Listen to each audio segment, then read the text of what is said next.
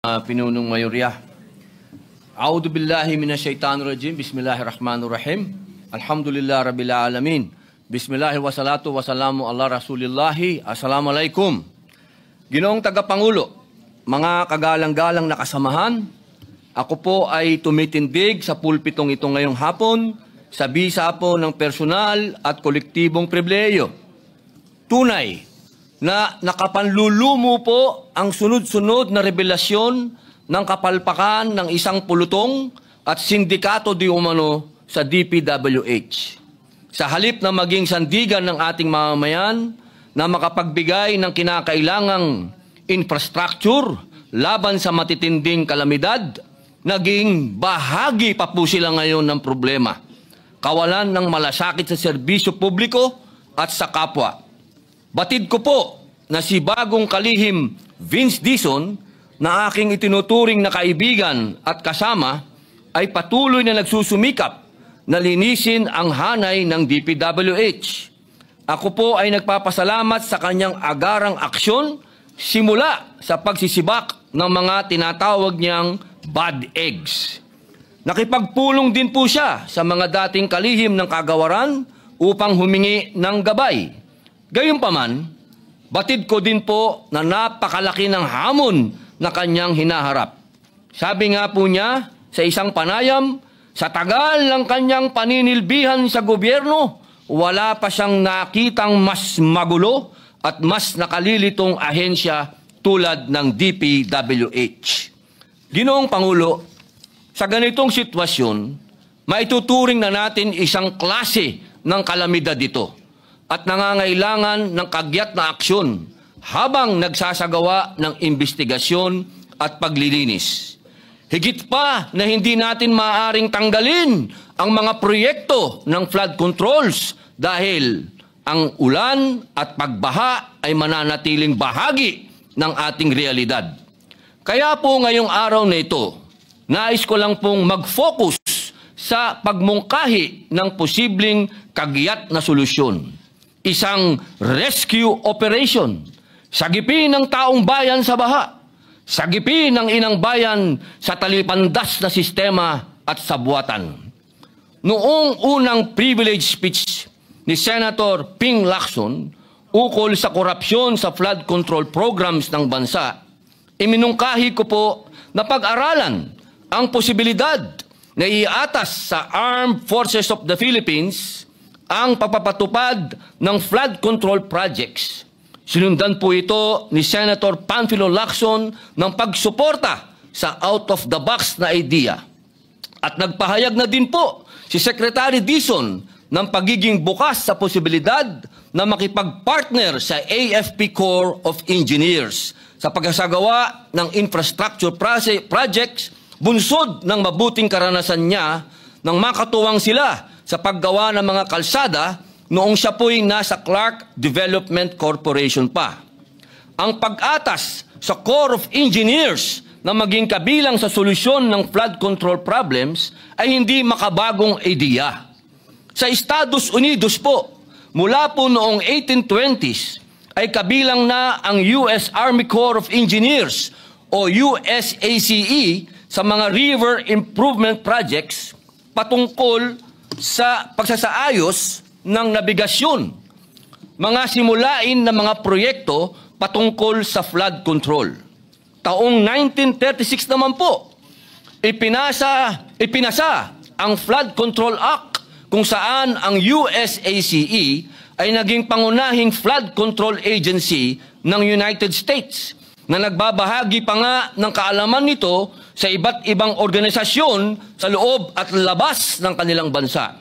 Dahil sa taglay na integrity at efficiency ng USACE, kahit noong unay may alinlangan sa mungkahing ito, ngunit sa kalaunan, kinilala ang kakayahan ng USACE na itayo at patakbuhin ang kanilang nationwide flood control program.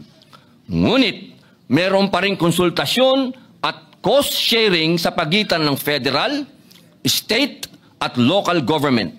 Mula noon, daang-daang reservoir, levees at channelization projects ang naisagawa ng USACE sa ilalim ng kanilang 1936 Flood Control Act.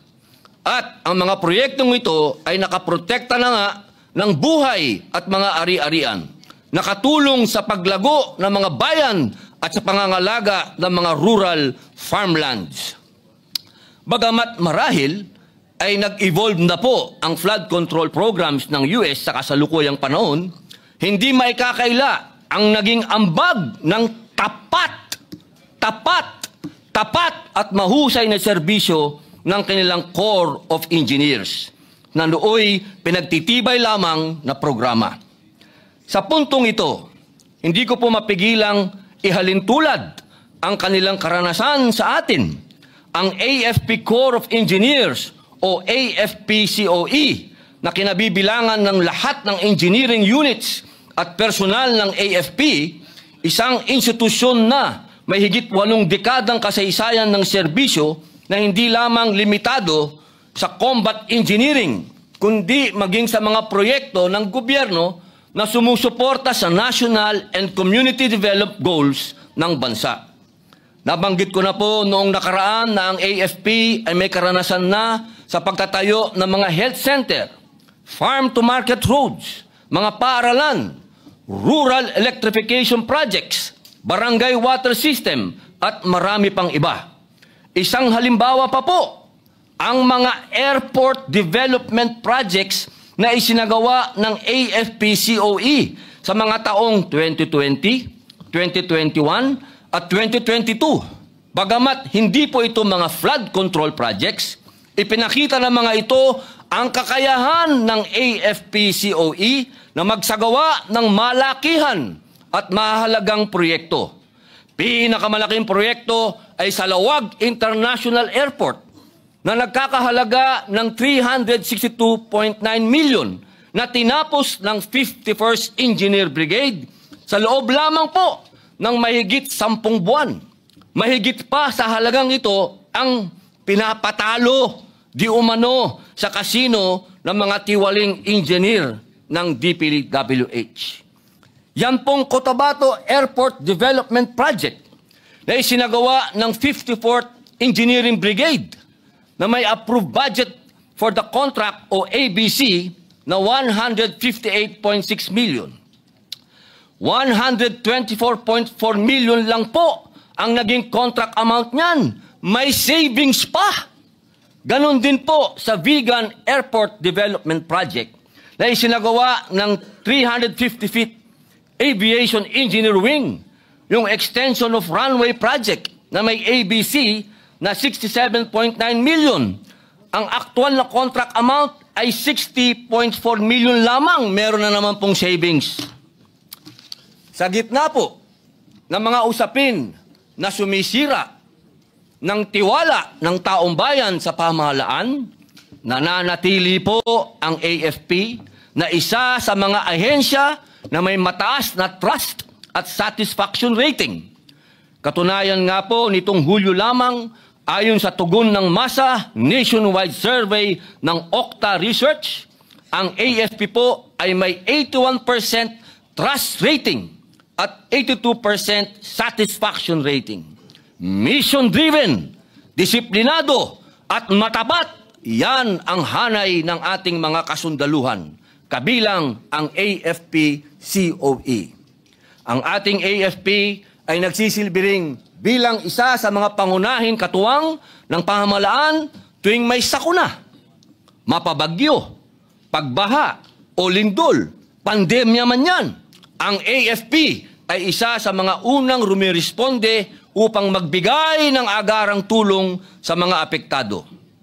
Ginoong Pangulo, mga kasamaan, muli inihahain ko sa mataas na bulwagang ito ang aking mungkahi na pag-aralan at isaalang-alang na magkaroon ng mas aktibong papel ang AFP-COE sa paglutas ng pambansang suliranin sa flood control, lalo na sa agarang paggawa o pag-aayos ng mga non-existent o severely damaged na mga infrastructure sa mga highly flood-prone areas.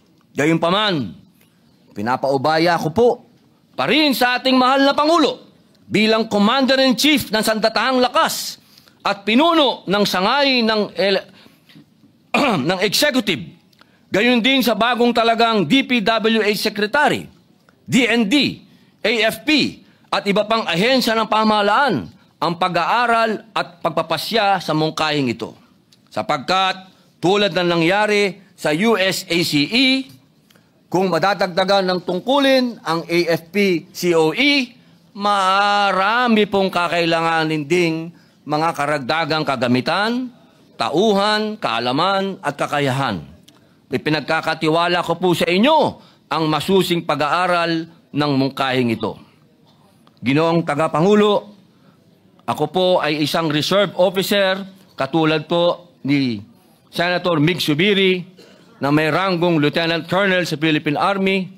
Nauunawaan ko po ang pangunahing tungkulin ng Sandatahang Lakas ay ang protektahan ang Estado at ang mamamayan at tiyakin ang soberenya at integridad ng pambansang teritoryo. Ngunit, dahil sa track record ng AFP, kumpiyansa ako na kung maatasan sila hinggil dito, ay mapupunta sa wastong pamamalakad ang kaban ng bayan sa hilip na dumadaloy ito sa bulsa ng mga tiwali. Ginoong Pangulo, sa tapat na paglilingkod kasama ang AFP-COE bilang sandigan, hindi lamang sa infrastructure ng ating mapapatibay, kundi pati ang tiwala ng sambayanan. At sa bawat pag-ahon mula sa baha, sabay nating maiahon ang kanilang pag-asa. Tandaan po natin, hanggat may baha, may buhaya. Maraming salamat po, Ginoong Pangulo. Mr. President.